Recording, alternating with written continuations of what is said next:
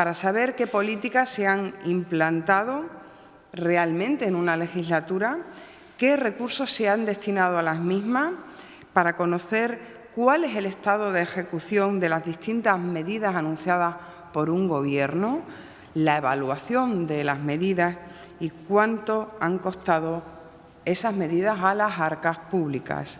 Pero además creemos que una ley de transparencia debe ir más allá.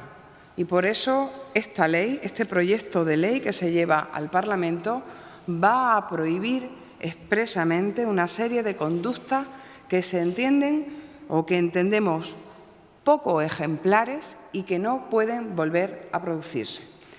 ¿Y a qué tipo de conductas nos referimos?